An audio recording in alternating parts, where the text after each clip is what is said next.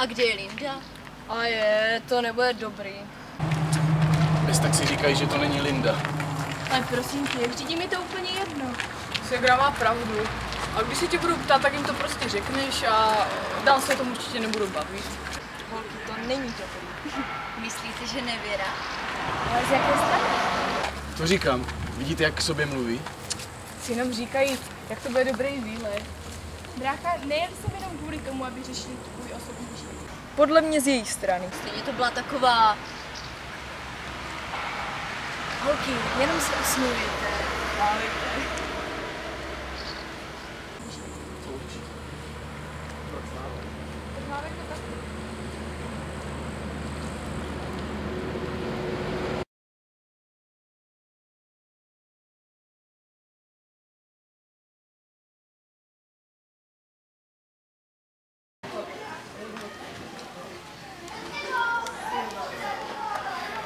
Tak co si objednáme?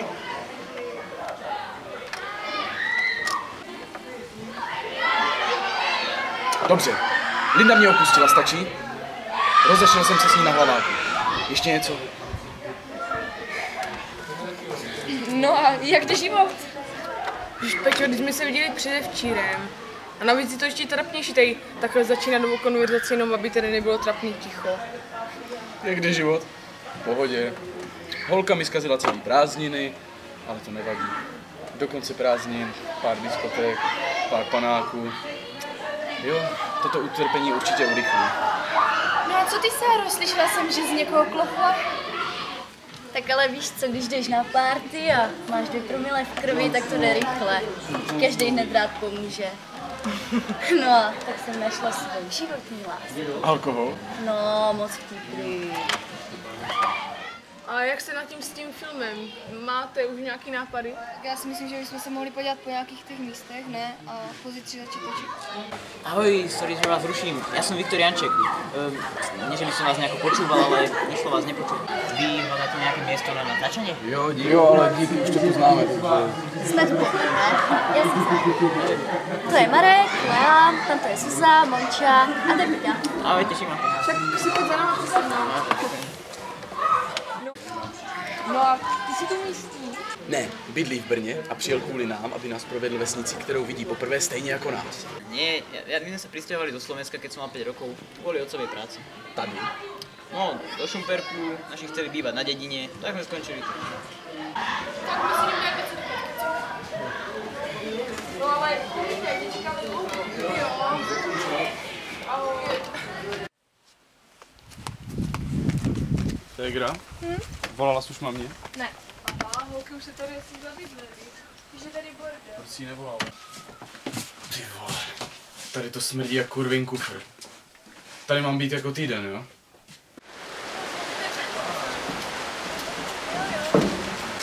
A tu sa obiesil Zdeněk Mierka, má nejaké životné problémy, tak to ukončil svoj trápenie.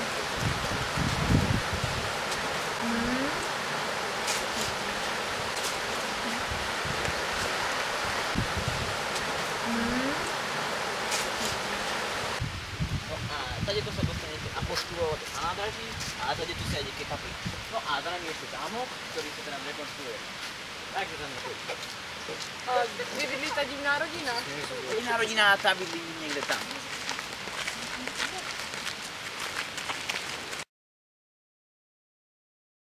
V 20. rokoch minulého storočia sa sem prisťahovala poľská rodina priamo sem do dediny, ale neboli veľmi spoločenskí. Keď ich niekto pozdravil, len sa na ňo vražedne pozreli, po dedine sa začali strácať sliepky, husy a potom to prešlo na veľké zvieratá, prasatá, kravy. Vyvrcholilo to, keď sa začali strácať ľudia. A tak niekoľko miestnych chlapov so zbraňami prepadlo manželov Kliševičovcov. Vyrazili dvere a zviazali ich, potom sa šli poobzerať po dome, našli tam nielen psy stiahnuté z kože, alebo zavarené mačacie hlavy, boli tam aj kusy ľudí. Keď ľudia zavolali políciu, šťastie bolo na strane manželov a tak nikto nemal povolenie dostať sa do domu. Dedina tento pár vyhnala preč a usídlili sa pár minút autom v lese. A je známe, že v Sobotíne a v okolí Sobotína sú pohrešovaní a naposledy videní ľudia, ktorí sa tu už nikdy nenašli. Tak to je mazec. Dobrá pohádka. Tak jdem do toho obchodu? OK, tak My vás počkáme při Že já musím koupit ten Alba. Sakra, koupí energetiák. Normálně pořád mám z toho příběhu husí kůží. Ale prosím tě, i kdyby to byla pravda, tak už je nejspíš ta rodina stejně dávno mrtvá. Je, hele, kdo to je? Já nevím, asi nějaký besan. Ale vypadá docela jako měšťák. Ahoj chlapče, jak se jmenuješ? Ahoj, Martin Novotný. Co tady děláte? My nám čekáme na kamarádky. No, čekáme na kamarádky a pak si jdeme prospat do chatky. My totiž zítra natáčíme horor, víš? Můžeš s náma? No, to je hezký, ale A Sára jméno mé. těší mě. Já ale musím jít, tak si to užijte. Ahoj holky. Jsi normální? Nemůžeš jen cizím klukům říkat, kam a kdy jdeme. Leo, zatím cizím klukům. Doufám, že tady najdeme nějaký dobrý bar. Sáro!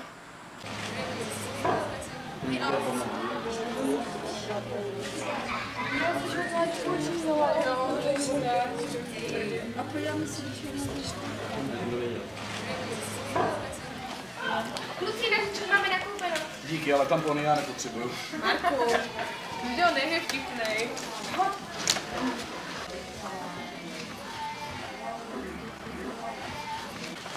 Normálně jsme potkali jednoho kluka a jmenoval se Martin Novotný. To jméno počujem prvýkrát. No, byl oblečený jako měšťák, tak je třeba u někoho jenom na návštěvě. No a nebo je to myslí uchyl, co znásilní a zabije všechny holky, které jenom tak lítají klukům do náruče, že?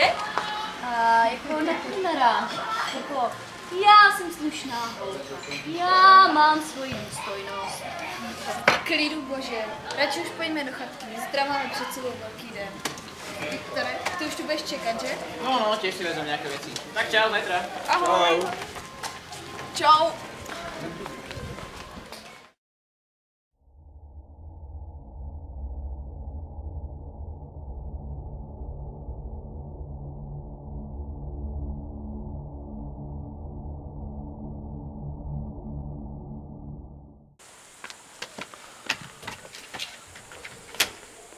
Leo, a jak to máš ty? Jsi pořád taková slušněčka? Marku, dej ty ruce pryč. Neznamená, že když nechci mít vztah s někým jako si ty, že jsem hned nějaká slušňačka. Kdo tady mluví o vztahu?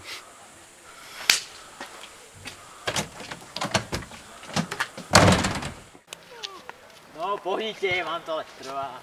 Chceme být zpět do světla, ne?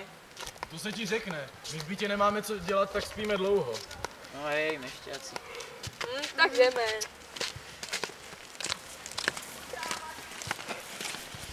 Co je, Leo, ty si mi zdáš dneska nějaká přišla. Ani se neptej. Ten blbeček mě včera zastavil před chatkou a zase to na mě zkoušel. A? Snad něco, prosím tě. A co teda? Co jsi dělala? Dala jsem mu facku. Počkej, potom mi to dovykládáš. Já jdu na záchod. Jo, já počkám.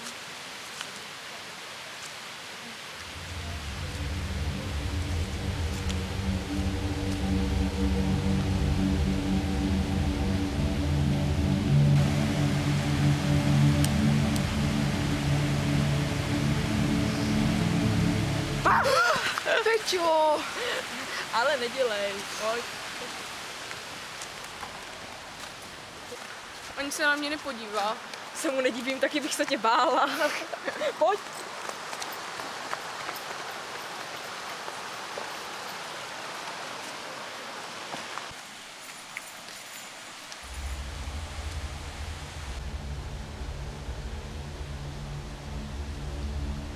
Zuzko, jdeš? Jo. Tak jdete? Jak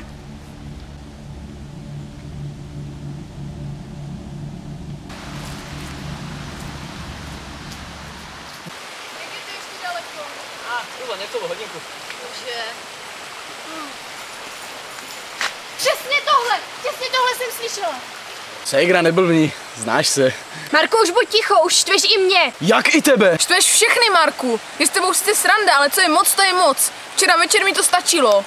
Děcka, nehádejte se. Co včera večer? Co ti udělal? Začal mě před chvilkou osamávat a myslel si, že něco bude. Prasáky.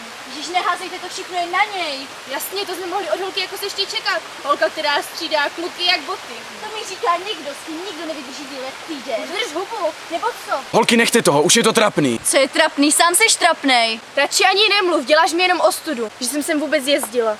O to se tě ale vůbec nikdo neprosil.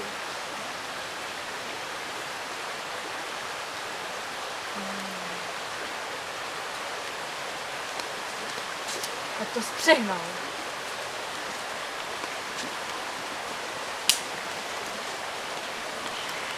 Chudáku.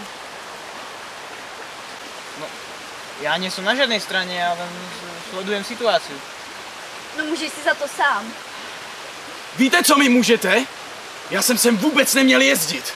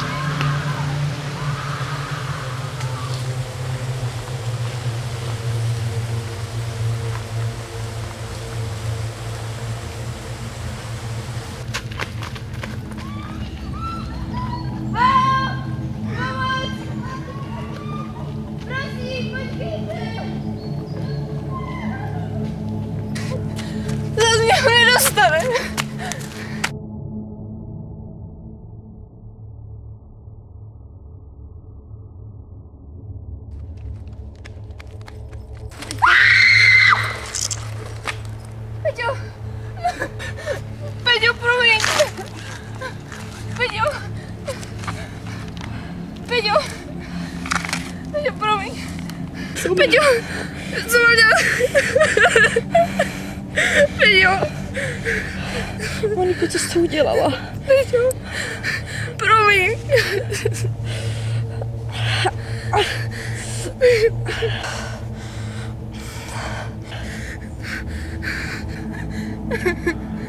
Peťo, promiň.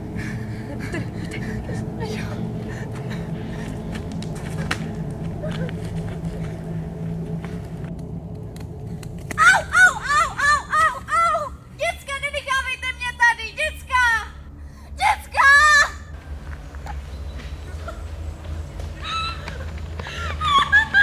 Bože, ty jsou ostatní. Zřejmě mrtví. Poběžíme po cestě. Bože, co se ti stalo? Já nevím, strašně to bolí. Neboj, pomoc mi! Au! Neboj. Dobrý. Co děláš, ty pedáte? Pust mě, dej nás. Pust mě, ne mě. Co jsem ti udělala? Moniko! Sáro. Moniko! Co mám dělat? Pust mě. Moniko! Moniko! Martine, co tu děláš? Martine, proč? Matyáš, jméno mé.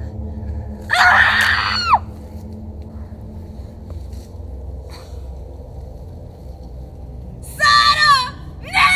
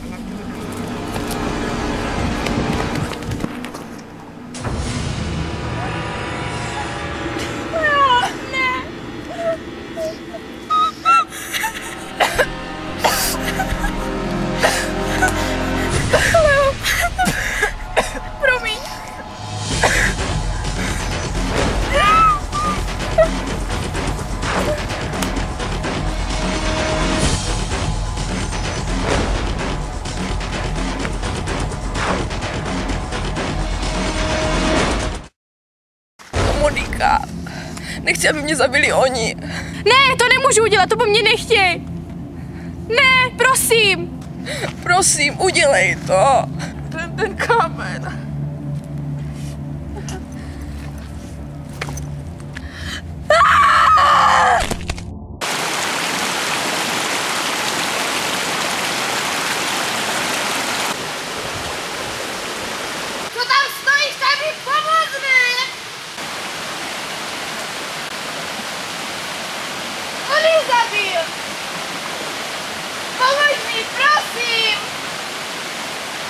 já jsem to neudělala!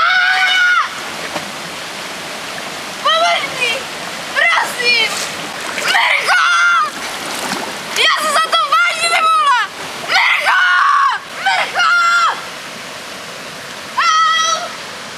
Mirko, jedna!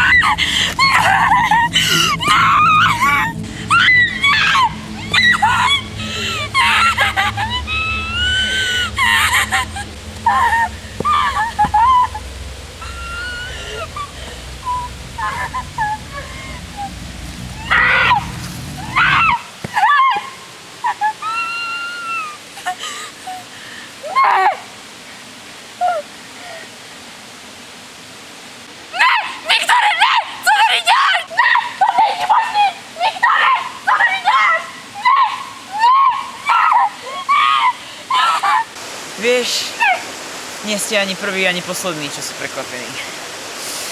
Bola to celkom zábava. Prekvapiť takto aj vlastných rodičov.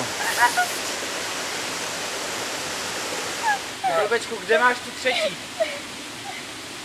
Kde máš tu třetí? Si kopa blbýho masa, kde máš tu třetí? Jo. Ne. Kde? To neuděláš, nech toho. Jsi blbý a slabý, to ne. Nech toho. To neuděláš. Ne. Ne, ty blbečku, ne!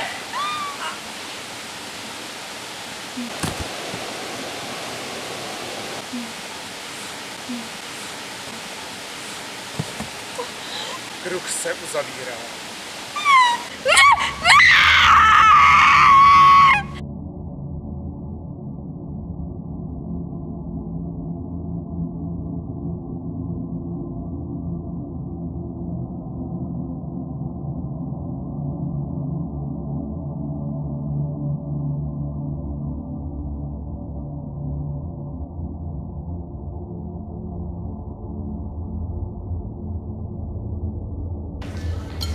Kam půjdem zítra? Jsem slyšela o té hrobce. Starý kousek. Ahoj, sorry, že vás vyrušujem. Ja som Viktor Janček. Nie, že by som vás počúval, ale nešlo vás nepočuť. Vy by ste chceli ukázať pamiatky?